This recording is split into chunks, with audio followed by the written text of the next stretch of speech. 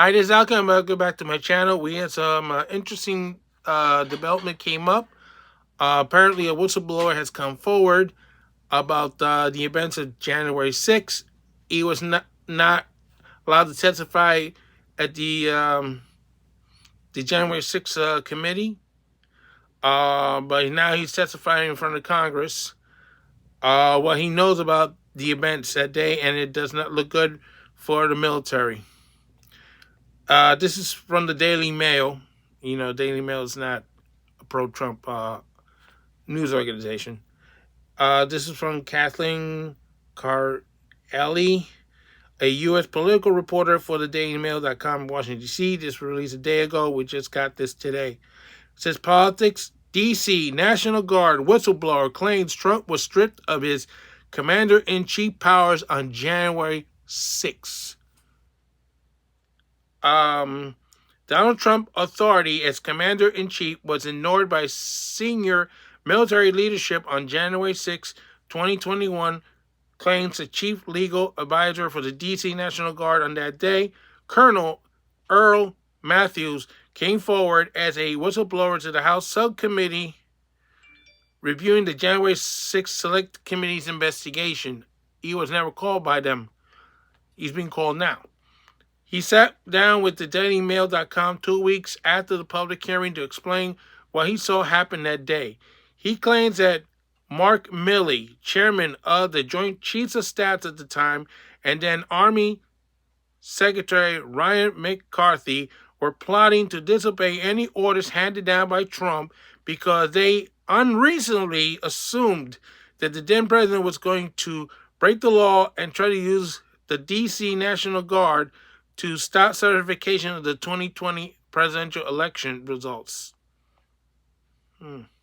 Sounds familiar, doesn't it? A lot has been made about the breakdown in the military and the administration communications when it came to the timeline of deploying the D.C. National Guard to the Capitol. But Matthew claimed the senior military leadership was solely focused on getting the heat off of them and putting it back on Trump. The Select Committee on January 6th attack, Matthew claims, was more than happy to lean into this narrative and blame the entire ordeal on then president. But Matthew said the senior military leadership essentially stripped the president of his authority as commander-in-chief by preemptively planning to go against orders because they didn't like the optics of uniformed soldiers at the Capitol. That's funny. Nancy Pelosi, Speaker of the House, and the D.C. Mayor Bauer said the same thing. Didn't like the optics of uniformed soldiers at the Capitol. Something smells fishy, and there's not the fish in the East River. I think a very plausible argument can be made that through no fault of his own, President Trump command authority over both the D.C. National Guard and the U.S. Army itself had been surreptitiously curtailed by the senior leadership of the Army on January 6, 2021, Matthew told the DailyMail.com. That's a serious accusation. He continues, Army leadership had unreasonably anticipated an unlawful order from the president, an order that the president had no plans to issue, and was preemptively seeking to curtail his discretion to issue such an order. Matthews, who was a staff judge advocate of the D.C. National Guard during the riot, was on the consequential and highly discussed phone call on the afternoon of January 6, 2021 with McCarthy, D.C. Mayor Muriel Bowser, and other senior leadership. The U.S. Capitol Police Chief Stephen Sung pleaded during the call for the D.C. National Guard to help law enforcement in response to the Capitol riots. And the D.C. National Guard Commander, Major William Walker, had prepared his troops to deploy. Sung says that the congressional hearing, and Matthew reiterated his interview with the DailyMail.com that Army Staff Director Walter Pratt and Chief of Staff for Operations Charles Flynn were part of the discussion, despite the latter claiming under oath that he was not on the call. Oh, some serious accusations here. in a lot of photographs. Matthews said on the call, Flynn and Pratt seemed almost disenfranchised and soon concerned and displayed no urgency towards getting the National Guard to U.S. Capitol response to the rioters. This is very important. I'll tell you what at the end. Flynn and Pratt displayed what I call characterization as nonchalant attitude during the roughly 25-minute call, the colonel claimed. Additionally, he said the two Army leaders didn't like the optics of the Guard coming to the Capitol, even though Pratt said on the oath to Congress he had never mentioned optics. Both Pratt and Flynn were obsessively focused on what they considered the bad optics of the military personnel at the Capitol during the certification of the election, Matthews told DailyMail.com.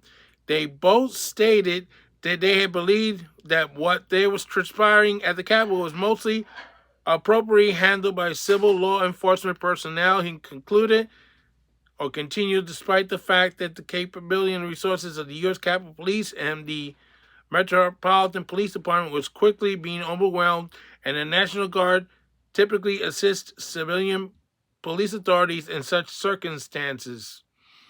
You gotta remember, when they had riots before in Washington, D.C., they were being overwhelmed and they had to use the National Guard. Matthew detailed Pratt and Flynn wanted the D.C. Guard to find locations around the city where it could be relieving the Metropolitan Police Department officers performing traffic or other duties in order to allow those civilian police officers to deploy to the Capitol. The January 6th committee was led by 7 Democrats and 2 Republicans, now no longer in Congress, former Representative Liz Cheney and Andrew Kaisman, 2 losers. The final report from the Select Committee acknowledges that Trump did approve deployment of the National Guard. Once again, did approve Trump deployment of the National Guard despite claims that he did not get proper authorization, which resulted in a more than 3-hour delay. Former President Trump's eagerness to engage the U.S. military to play a role in the addressing domestic unrest during the late spring and summer of 2020 does appear to have promoted senior military leadership to take precautions in preparing for the joint session against the possibility that the D.C. Guard might be ordered to deploy for an improper use, the final report says. But Matthew confirmed that the president's authority was ignored or completely balked by Pratt and Flynn as well as other military leaders. And he said in contrasty to try and blame Trump for the delay, while also claiming he was attempting to use the D.C. National Guard to stop certification of the 2020 election result. Trump, then acting Defense Secretary Christopher Miller, whatever it is, to the Daily Mail last month, Trump did authorize the National Guard during an Oval Office meeting days before January 6, 2021. He also said that the January 6th committee threatened him to stop speaking publicly about his recounting the events surrounding the Capitol riot. I don't know why they said that, but it's kind of funny. It's suspicious. Well, the thing is, what I just read, he got a major problem. Trump is not charged with manslaughter or anything to do with the protest that was killed during the January 6th, 2021 incident. But my suspicion is, if this is true, what they said in this information here, a lot of people are going to be in a lot of trouble when Trump gets back into office. It's not just Nancy Pelosi and the D.C. mayor, but a lot of these military people could be facing treason charges for this. And one other thing they could be facing that Trump's not facing right now, the death of that protester. Because if they did their job and they did what they're supposed to, which is to bring in the National Guard when the president told them to bring it in, that protester would not have died. Now they could be facing manslaughter charges, murder charges. I don't know. They never charged Trump with the death of that protester, but it could change and they could face that now. That is a very serious accusation.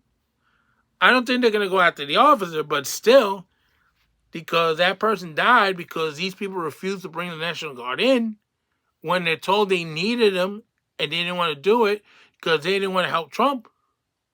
They thought Trump was trying to overthrow the election. And there's a riot going on. They didn't care. So these people need to face charges, serious charges, treason. And unfortunately, treason comes with an ultimate penalty. I can't mention it here because I got banned from Twitter for mentioning it in another situation. So let me know what you think of this. I mean, this is serious accusations. If this guy is true, what he's saying, these military people, plus the former Speaker of the House and DC Mayor, could be facing some serious charges. This is I can't say so long for now. Don't forget to stop.